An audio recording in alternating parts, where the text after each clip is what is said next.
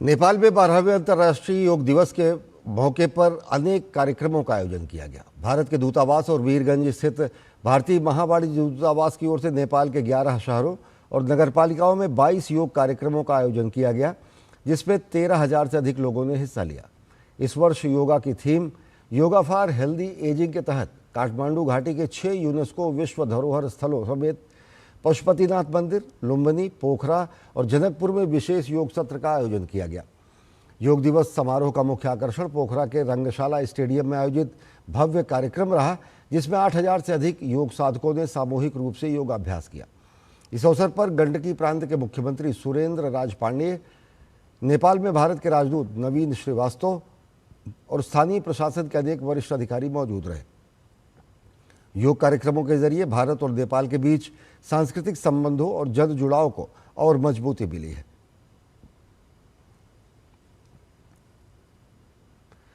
प्रधानमंत्री नरेंद्र मोदी ने स्वदेश निर्मित 3 पोत नौसेना में शामिल किए हैं।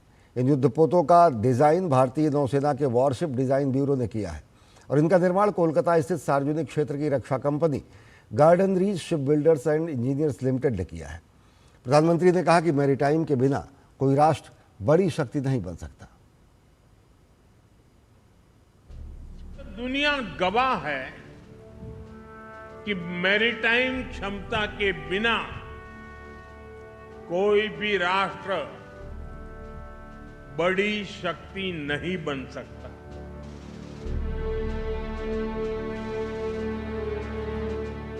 मेरी शक्ति की सामर्थ्य की पहचान मेरी आत्मनिर्भरता पर है। भारत निर्माता बनना चाहता है और जिस दिन निर्माता होगे ना, उस दिन हम निर्णायक भी होंगे।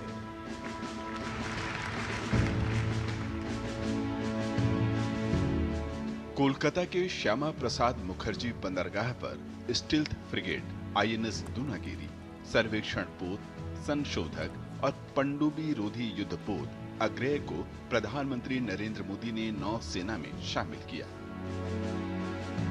उन्होंने कहा कि समुद्र के आर्थिक और सामरिक महत्व को देखते हुए इसकी सुरक्षा जरूरी है।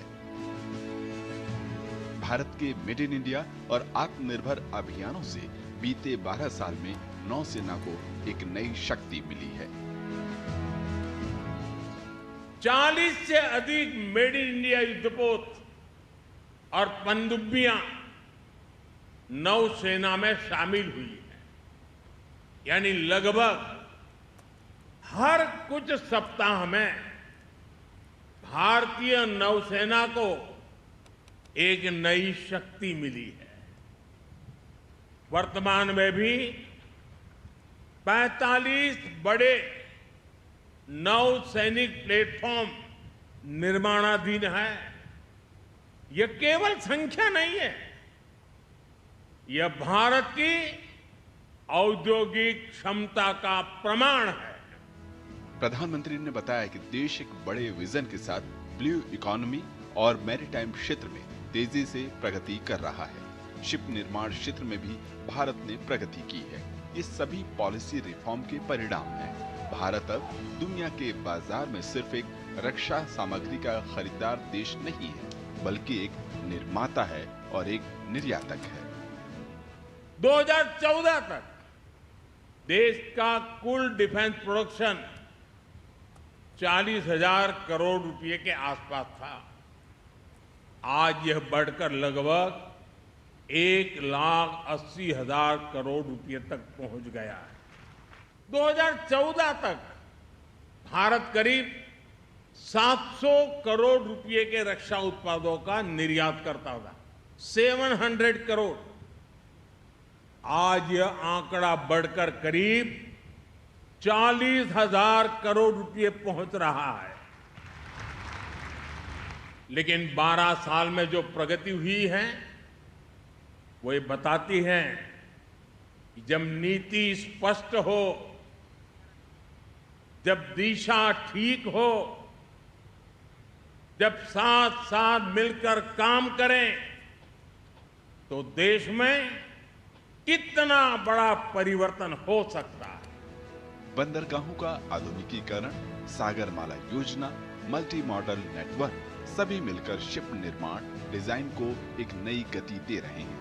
भारत का बढ़ता सामर्थ्य 21वीं सदी के नए भारत, विकसित भारत का उद्घोष है।